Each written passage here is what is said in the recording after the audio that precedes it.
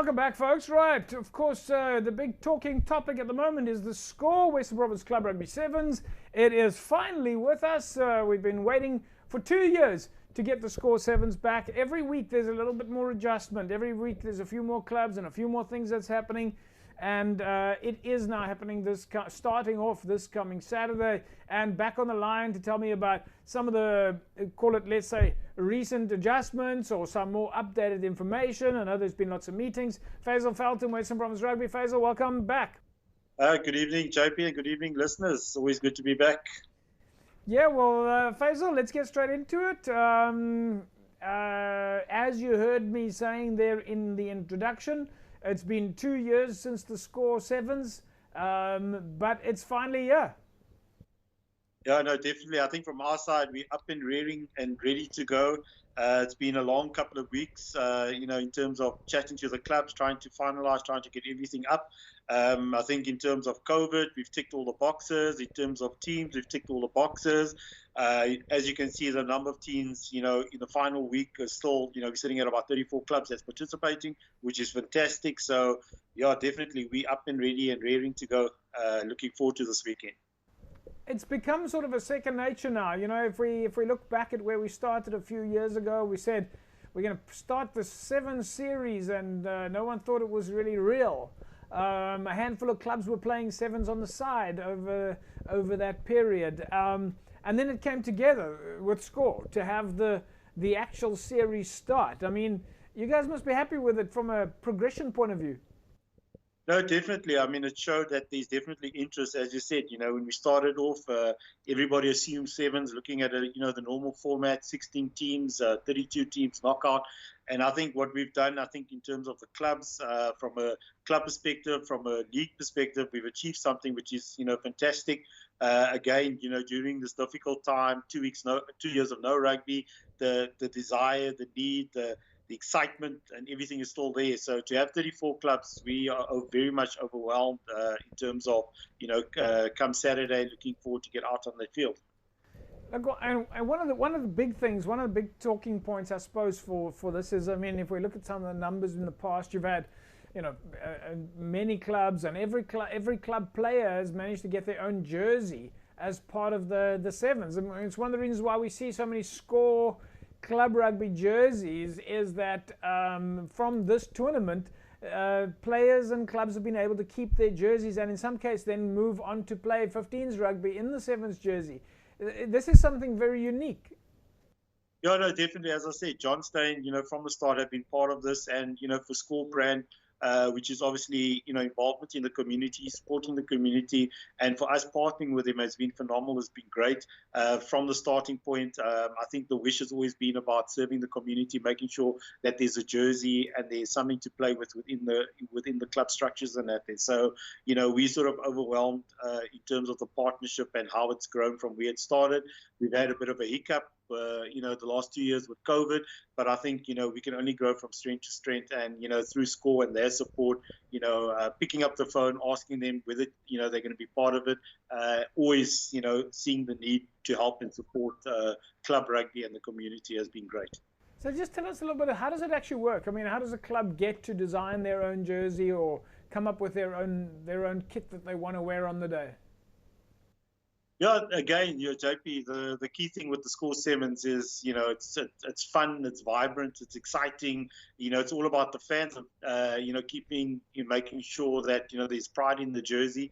And I think the one thing was that, through CTC Sport also involved in terms of partnering and sponsoring us the last couple of years, each and every club was able to design and choose a design. I think that's the starting block in terms of making sure the clubs have bought into the sevens, to the Score Sevens, whereby they designed this jersey specifically for this event. And again, some of the clubs utilize the jersey throughout the season. And some of the clubs, the ownership is there for some of the players in which they keep the jersey. So it's fantastic, initiative that has been taken with regards to jerseys for every single club. Let's talk a little bit about the tournament itself. You're playing in 3 venues. Have the 3 venues now been confirmed? Yes, the 3 venues is Paarl. There's about 8 teams playing out in Paarl. There's another 8 teams playing at Goodwood, with some of the ladies also participating and playing in Goodwood. And then at Greenpoint, we have 2 pools playing. There's about 17 teams that's playing at at Greenpoint. So the 3 venues, as I said previously, looking at COVID, looking at the numbers, I think looking at also the travel perspective in terms of cost saving and that there. I think the 3 venues for us, that we've earmarked is, perfectly capable and conducive for Sevens rugby. Tell us a little bit more about the fact that you've got ladies playing as well. This is a first for us. No, definitely. I think currently, when was it last week? I was out at the YTC. There's plenty of talent, plenty of youth coming through. I think, from Western Province, I think, we need to look at the ladies, get them more actively involved. I think one of the ways is sevens. Number of the challenge, I think that the ladies are also facing is jerseys and, support. So it was good, in terms of SCORE coming on board and supporting some of these ladies as well with the clubs. So definitely, I think it's one way of marketing and earmarking, women's rugby is getting them involved and making sure that, they are visible. Because I can tell you now, there's plenty of talent. I think we're very fortunate here in the Cape with the amount of talent that we have, not only from the men's side, but from the ladies' side. We've got too much talent. And I think it's only, it's good that we showcase and we get it out there. So this is something that will definitely grow. Mark our words, in 3 years' time, we're going to, we might specifically have just a females tournament that will be taking place. Faizel, of course, the other big thing is that the clubs that is it first and second at the different regions in the different areas that go to Newlands? Yeah, so the top 2 teams from each of those regions will go through to Newlands. We'll have 8 teams playing at Newlands, with also the ladies also playing at Newlands. So on the day at Newlands, basically, will be, the top runners from each of the venues that will participate at Newlands. Any last-minute touch-up that has to happen now in your preparation from today through to Saturday? Yeah, I think from our side, the last things now, the teams have been confirmed. Players, clubs are already preparing for Saturday. From our side, it's more the administrative side of things, just making sure we tick the boxes, making sure COVID. As you know, there's no spectators allowed. It's one of the criteria with regards to COVID. Also in terms of our numbers, because questions have always been asked. I think it's, it's a matter of just making sure that on the day, mitigating risk. But I think from a player's perspective, our focus is primarily on trying to make sure that we have rugby. I think for us, that is the ultimate goal, is after 2 years of not having rugby, to be able to play rugby, to be able to have communities and clubs come together. That is first prize. So, this is definitely something, a starting point. And again, it's preparation and planning going forward. I think a lot of the lessons learned from this event will determine the way forward in terms of our league, in terms of spectators, players, all of that will come together. So definitely, I think, the clubs have all been very supportive. We've had a meeting, with the clubs on Tuesday night. And basically, we had a discussion, and I think, the support has been phenomenal. The guys are all raring to go. Players are raring to go. So we're looking forward to it. Come Saturday, just to be out on the field, that's a blessing for us more than anything else. Thanks, Faizel. We'll leave it at that, and we'll see you on Saturday at probably all 3 venues. Thanks, JP. Well, there we go, folks. The SCORE Western Province Club Rugby Sevens finally starts this coming weekend. Looking forward to that.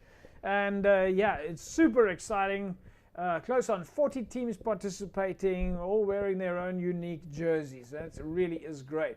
Right, well, folks, of course, as you know, on a weekly basis, we take a look at what's happening at MChem 24-hour pharmacy. We take a look at some of your public reviews. So let's take a look at the reviews that came in this weekend after you went shopping at MChem. First review comes in from Zane Willemse, and he gave MChem a 5-star rating. It says, 24-hour service, visited the orthopedic department for lumbar sacral support belt.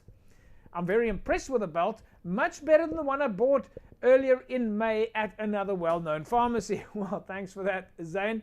Our next review comes from Unity M. She says, also giving MChem a 5-star rating.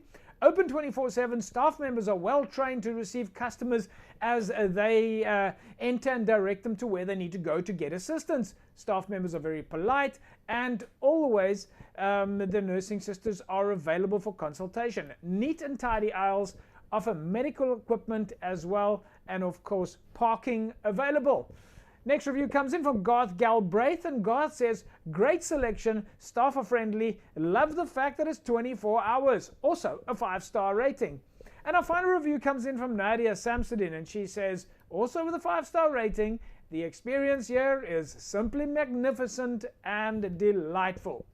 Of course, those are your public reviews that have come in on MChem 24-Hour Pharmacy. But just a reminder then, folks, that did you know that as preparation for university, lots of students are currently getting various vaccines as they, of course, prepare for university. This, of course, especially medical students getting vaccinated before they start their tertiary studies. And, of course, the good news for students is that you can get your vaccine at MChem 24-Hour Pharmacy. MChem 24-Hour Pharmacy offers a variety of vaccines at their clinics, of course, from hepatitis A and B to varicella, and of course the typical ones that you know, such as measles and mumps and rubella and polio and tetanus. All these vaccines are available at MChem 24-Hour Pharmacy. And of course, MChem is open Monday to Sunday from 8 a.m. until 8 p.m. And of course, no appointment is needed. So get down to MChem if you're thinking about having a vaccine, then MChem is the place to go. And while you go there, don't forget you can get lunch upstairs, have a cup of coffee, do your shopping, and get everything else that you need. Fantastic opportunity. Folks, we'll take an ad break. When we come back from the break, we'll take a look at some of the friendlies over the weekend. Back in a sec.